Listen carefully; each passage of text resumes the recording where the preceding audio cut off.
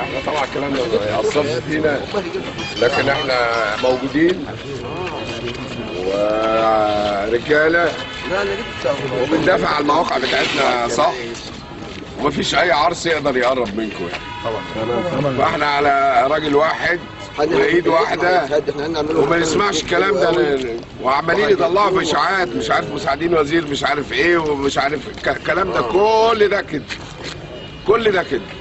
الاشاعات اللي بيطلعوها دي كلها مقصود بيها.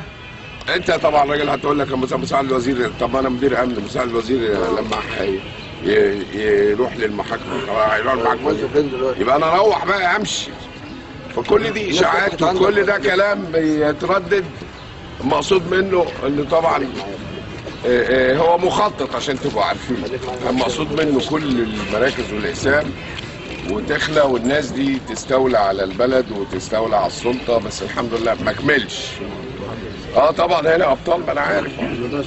فالكلام ده احنا رجاله وما نسمعش الكلام ده، وهنأدي اعمالنا، واللي هيخالف القانون هنحاسبه، واللي هيغلط هنحاسبه، وكل واحد غلط لازم هيجي ويتعامل معاه اجراء قانوني ويخش السجن برضه. اللي يمد ايده على سيده لازم ايه؟ يتضرب بالجزمه، تتقطع ايده.